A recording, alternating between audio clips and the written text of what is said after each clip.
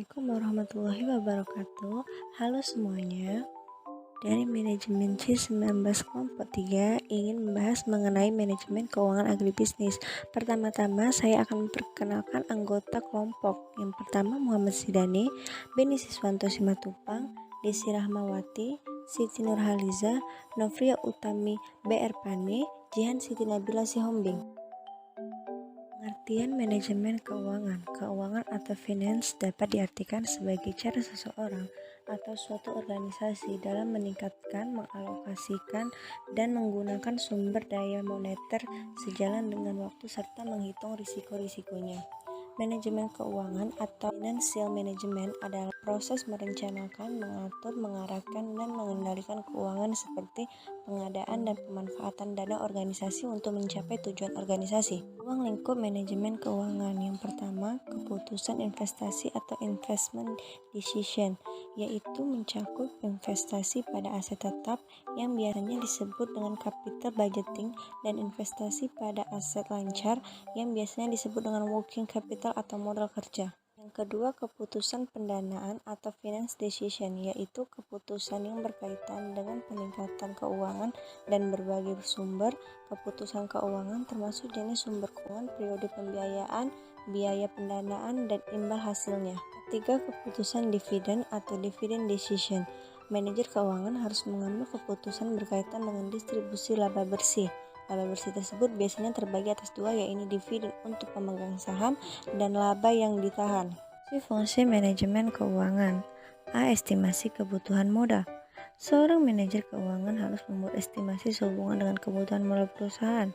Estimasi kebutuhan modal ini tergantung pada perkiraan biaya dan laba yang diharapkan, serta program dan kebijakan perusahaan. B. Penentuan komposisi modal. Setelah melakukan estimasi, struktur pemodalan harus diputuskan. Ini melibatkan analisis ekuitas utang jangka pendek dan jangka panjang dan tergantung pada proporsi modal yang dimiliki perusahaan dan dana tambahan yang harus dikumpulkan dari pihak lainnya. C. Memilih sumber dana. Untuk mendapatkan dana tambahan, perusahaan dapat memilih beberapa sumber yang antaranya adalah menertibkan saham dan surat hutang dan melakukan peminjaman dari bank atau lembaga keuangan lainnya. D. Menginvestasikan dana.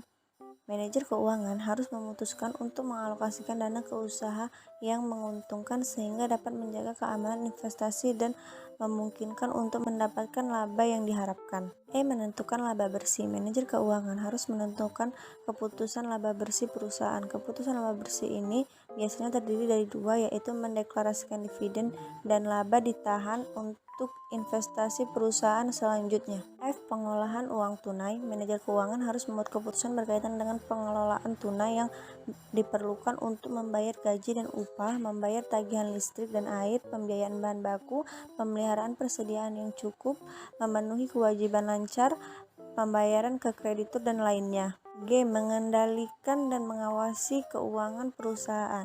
Manajer keuangan bukan hanya merencanakan atau memanfaatkan dana, namun juga harus mengendalikan dana dan mengawasi keuangan perusahaan.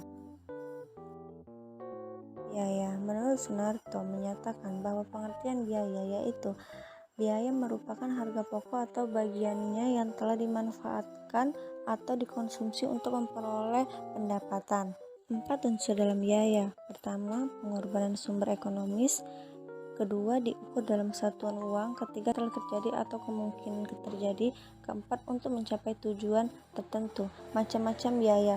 Yang pertama yaitu biaya produksi. Biaya produksi merupakan biaya yang terjadi untuk mengolah bahan baku menjadi produk jadi yang siap untuk dijual. Yang kedua, biaya pemasaran, yaitu merupakan biaya-biaya yang terjadi untuk melaksanakan kegiatan pemasaran produk. Yang ketiga, biaya administrasi dan umum.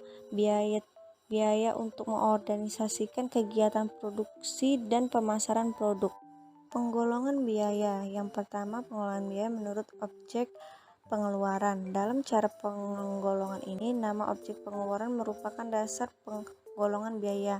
Misalnya nama objek pengeluaran adalah bahan bakar, maka semua pengeluaran yang berhubungan dengan bahan bakar disebut biaya bahan bakar. Yang kedua, pengelolaan biaya menurut fungsi pokok dalam perusahaan. Perusahaan dalam perusahaan industri ada 3 fungsi pokok, yaitu fungsi produksi, fungsi pemasaran, dan fungsi administrasi dan umum. Oleh karena itu, dalam perusahaan manufaktur, biaya dapat dikelompokkan menjadi 3 kelompok, yaitu biaya produksi, biaya pemasaran, dan biaya administrasi dan umum. Break-even point (BEP) adalah kondisi di mana jumlah keseluruhan pendapatan sama dengan jumlah keseluruhan pengeluaran dalam setiap produksi barang atau jasa. Pada posisi ini, laba akan bernilai nol mutlak, atau orang awam menyebutnya dengan istilah balik modal. Fungsi BEP bagi perusahaan. Yang pertama, mengetahui nilai BEP membantu pengusaha dalam menentukan volume kapasitas produksi yang tersisa setelah tercapainya BEP. Yang kedua, dengan adanya nilai BEP, maka perusahaan bisa menentukan langkah efisiensi kerja yang bisa dilakukan. Yang ketiga, nilai BEP membantu pengusaha untuk mengetahui perubahan nilai laba jika terjadi perubahan harga produk. Yang keempat, karena BEP berfungsi untuk mengetahui perubahan laba, maka BEP juga bisa menentukan kerugian yang terjadi. Efisiensi usaha agribisnis. Efisiensi usaha tani dibedakan atas efisiensi fisik dan efisiensi ekonomis. Efisiensi fisik adalah banyaknya hasil produksi yang dapat diperoleh dari kesatuan input, dan jika dinilai dengan uang maka akan berubah menjadi efisiensi ekonomi.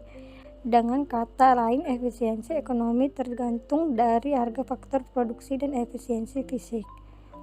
Ukuran kerja atau performance measures terdiri dari rasio profitabilitas, rasio pertumbuhan, rasio penilaian, ukuran efisiensi operasi, manajemen beban atau cost management. Rasio keuangan usaha agribisnis mengadakan analisis hubungan dari berbagai pos dalam suatu laporan keuangan adalah merupakan suatu dasar untuk menginterpretasikan kondisi keuangan dan hasil operasi suatu perusahaan. Salah satu alat untuk menginterpretasikan adalah dengan menggunakan rasio. Pembobolan menggolongkan angka rasio menjadi 4 kategori, yaitu rasio likuiditas atau liquidity ratio, rasio mengungkit atau leverage ratio, rasio efisiensi atau efisiensi ratio, rasio profitabilitas. Jadi kesimpulannya, manajemen keuangan adalah tindakan yang diambil dalam rangka menjaga kondisi keuangan suatu organisasi ataupun perusahaan. Pencarian dan menyimpan dana yang dimiliki oleh organisasi maupun perusahaan untuk memperoleh sumber modal yang semurah-murahnya dan menggunakan seefektif mungkin untuk menghasilkan laba. Mengatur keuangan perusahaan tidak sesulit yang dibayangkan.